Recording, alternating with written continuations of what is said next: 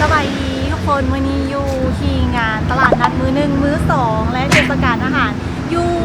ภัตตาคารเมฆของลักซีเนาะมื้อนี้เราซื้อมาเฮ็ดชาเลนจ์100,000อยู่แล้วเพราะว่าอยู่ในนี้มันมีอาหารค่อนข้างหลายเลยก็เลยว่าสิมาลองเฮ็ดชาเลนจ์100,000อยู่นี่เบิ่งว่าเขาสิได้กินอีหยังแน่ทุกคนเขาสิได้กินอิ่มบ่ได้งบ100,000อยู่นี่เนาะเราไปเบิ่งนํกันเลยซึ่งงานเพิ่นมื้อนี้เป็นมื้อสุดท้ายเนาะมื้อนี้เป็นวันที่30มื้อสุดท้ายเขาก็เลยมามื้อสุดท้ายนี่แหละเพราะว่าเขาหาก็เห็นเดี๋ยวไปเบิ่งนํกันเลยว่าเขาสิได้กินอีหยังแน่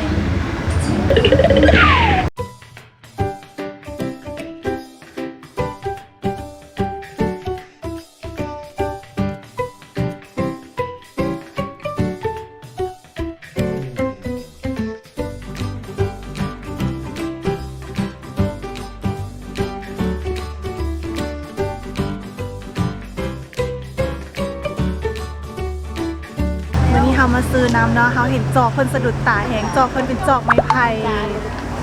ตอนนี้ซื้อน้ำบักหน่อยอยู่เพราะว่าเขาอยากได้จอกเพิ่น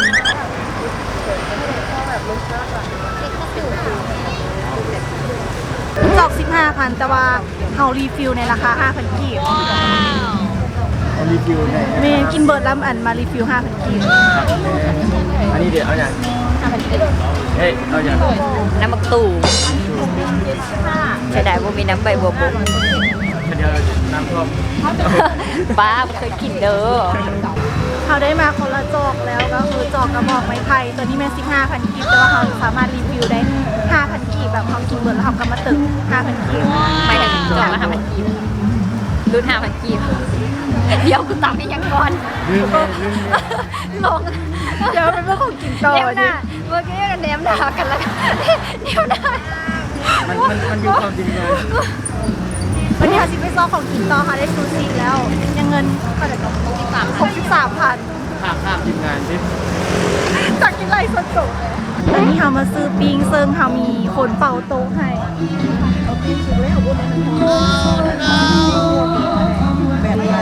อันนี้เขากำลังซื้อปิ้งอยู่เนาะคือปิ้งเมื่อกี้ถามเพิ่นไปแบบนี้ปิ้งนมปิ้งซีนัวคือไม้1,800 กีบเอา5ไม้5 8 40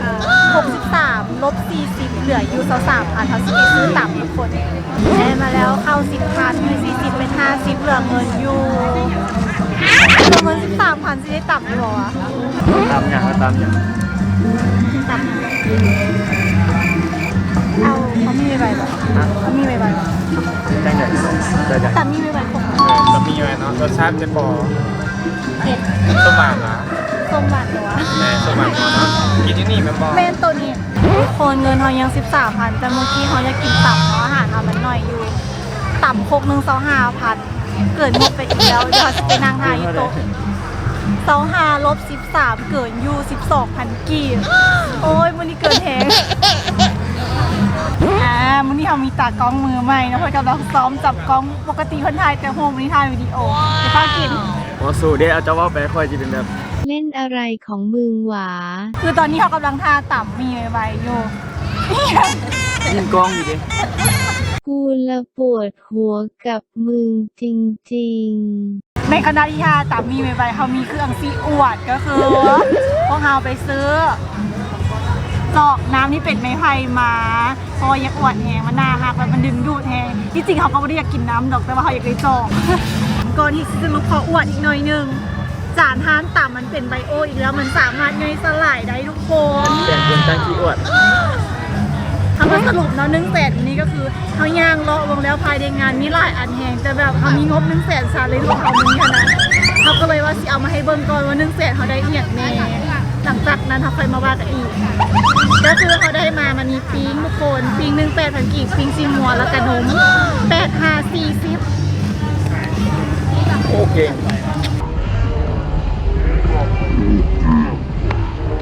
คิดแรกอันนี้แม่นคำ7,000 กีบ7321พวกมีความเข้ากันเลยในอาหารมันเป็นอาหารที่แบบเขาหิวข้าวทุกคนแบบไปเวียดมาแล้วมาแบงานนี้ก็เลยว่าต้องมีข้าวน้ำพาซิมาสรุปแล้ว25ต่ำมีไหมเขา25 40เข้า10,000 50 60 70 75 80 90แสน112,000ทุกคนวันนี้โคตรไก่ไปหลายเลยวันนี้เขาเกิน100,000ไปอยู่12,000 กีบทุกคน ก็คือที่จริงค่ะมันมีอีกหลายอันที่อยากกินทุกคนแต่ว่าเขาได้ก็คือ1 แสนกีบ1 2 3 4 5เขาได้อยู่5อย่างเนาะสำหรับ1 แสนกับ12,000กีบของเขามื้อนี้เอามาเบิ่งวิธีการกินจำกันย่านทุกคนบ่ฮู้ว่ามันกินจังไดมื้อนี้เขามีตากล้องไว้เขาก็สิเว้ายาวๆหน่อยนึงเพราะว่าตากล้องเขาหิวข้าวเขาก็สิว่าให้ตากล้องเขาหิวข้าวเพราะว่าเพิ่นอยากถ่ายให้ มึงถามกูเหลือยัง แซ่บแซ่บ สิม แซ่บบ่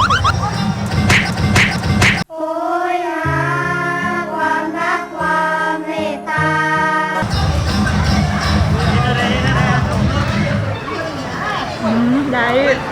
แซ่บอ่ะ หาข้างหลังขนแสบแต่ว่าวันนี้มื้อสุดท้ายทุกคนไม่ได้กินข้าวเดอ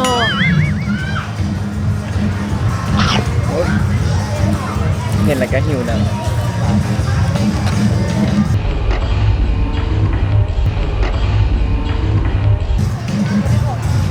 แต่คำโฮ ลงทีมเถิด เสียฟอร์มหมดเลยกู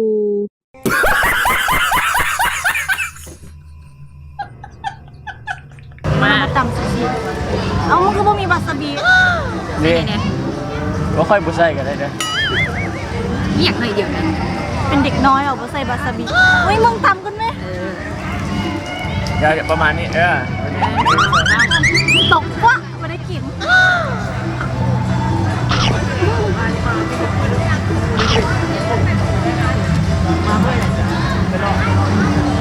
กระบัง เมื่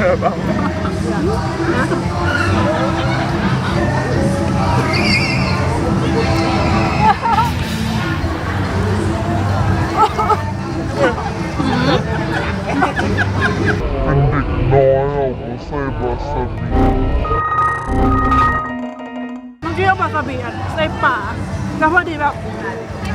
พอเอาวาซาบิใส่ปากคือเดียวแล้วพอดีเอาเข้าปากแล้ววาซาบิยังเทิงมันแตกมันก็เลยยัง มาตำกุ้งมาเนี่ย เดี๋ยวยังแล้ว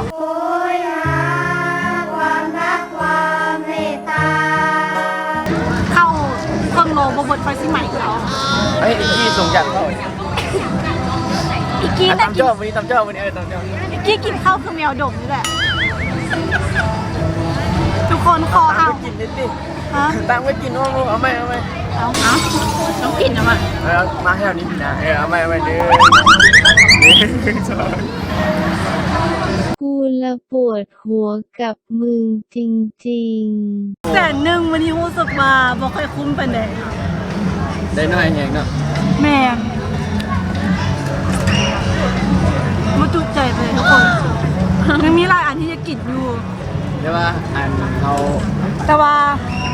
กินอันนี้เบิดก่อนละอันซาเล้ง1 แสนเดียวให้ได้เบิ่งเขาบอกกันเด้อว่าเขาได้อย่างแน่หลังจากกินตัวนี้เบิดคันเขากินอีกแล้วแม่น หลังใหม่ตัวนั้นโมเมนต์1 แสนแล้ว เพราะมันยังมีหลายอันที่ยังกินนะทุกคน เอาที่ในกูเดี๋ยวว่างานแสนหนึ่งมันได้อย่างเดียวก็ได้แต่ซัมนี่อันกับซูชิ แม่1 แสนทำก็คือมื้อนี้ถือว่าอยู่ในระดับ 60% ทุกคน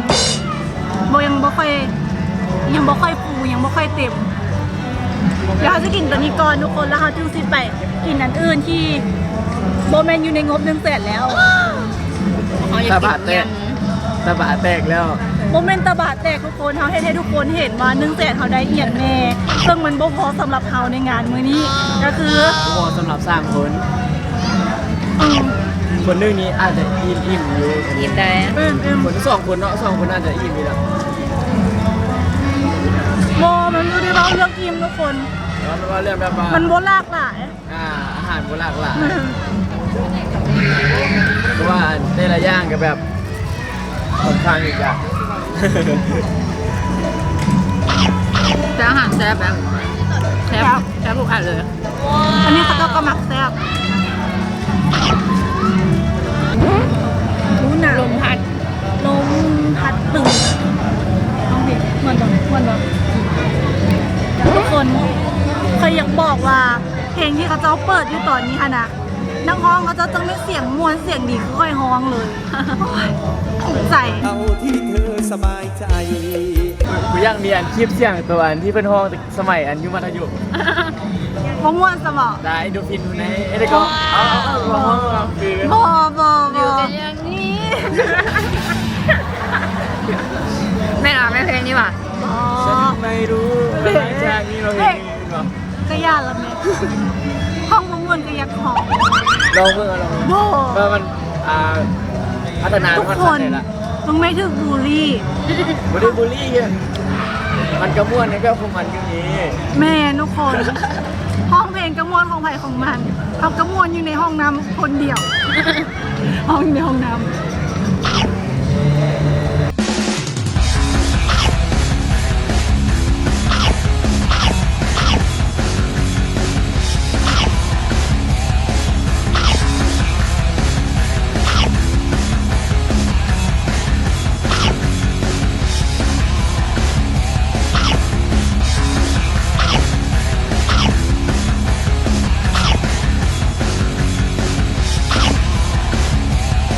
ทุกคนมีตัวนี้เวลาเขากินไปแล้วเขาสิย่างไวคิดไวบวกเลขไวที่บอก คืออย่าง เขามีไว้โอ้ยหมดหันมุก ลิดอิดจากกุ้งลิดอิดจากกุ้งมาจากน้องแม่นเหรอวะเนาะแม่นเนาะลิดอิดจากปลาหมึกแม่นเหรออันนี้ปลาหมึกก่อนปลาหมึกแม่นละทุกคนขอโทษหลายๆที่เขาบอกว่า100,000มันนี่บ่คุ้ม100,000มันนี่กินอาจจะบ่ได้หลากหลายสีสันแต่ว่ามันอิ่มทุกคนเมื่อกี้เขาอาจจะตายใหญ่กว่าน้องเพราะว่าเขาหิวแล้วเขาโคตรหิวเลย พอดีเลื่อน Facebook ไปเห็นหู้กันตบกล้วยแล้วแบบรู้สึกว่ามันน่าฮัก แล้วมะกล้วย โบแค่รู้สึกว่ามันน่าฮักอยู่ก็มักมันน่าฮักเดี๋ยวเอาให้เบิ้งเดี๋ยวเอาให้เบิ้งนี่เดี๋ยวนี่นะมันเป็นตาฮักที่สุด มันก็ขาดงูแล้วยืนเรียน แล้วก็แล้วแคปชั่นมันใส่มาอย่างพร้อมด้วยครอบครัวฮักนะนี่นะมักตู่นี่นะอันนี้คือที่เป็นมันพ่อมันเนาะแล้วอันนี้ก็เมย์อันนี้มันอีปี ทุกคนเขาเข้าใจว่าการฮักมูฮักคู่เป็นสิ่งที่ดี แต่บางคนเอาซื้อมูไปตั้งให้เป็นซื้อควายทุกคน มันหมดได้ ตัวนี้มันยืนแบบมันยืนแบบ มันแนมกล้องค่ะนะทุกคนตาหักเลยเบิดละเบิดแล้วเบิดเบิ่งค่อยถ่ายเด้อ อันนี้คือทาย อันนี้กูถ่าย มึงเอาไปได้กระเป๋าขึ้นแล้วเอาเขากลับเขาเจ้าเก็บไป2 คันแล้วดิ สร้างภาพแล้วนี่ไหนแล้วมันนี่พี่อ๋อกิน ถ้าจะทิมทุกงานบอก ก็งานไปตอนนี้งานแล้ว เอาสิเอาสิไปซื้อเครื่องเพราะว่ามูเขาจะซื้อเครื่องให้มูเราบอกว่าเราจะซื้อกระเป๋า เรียนท้องใหม่ก็ บอเด สัญญาณว่าดีนะคือคนเดียวเนี่ยมันไม่ค่อยได้ยินนะ มูบอกว่าเราจะซื้อกระเป๋าเงินใหม่ให้ ซึ่งเป็นกระเป๋าเงินทันทักถามแล้วเดียวเนาะ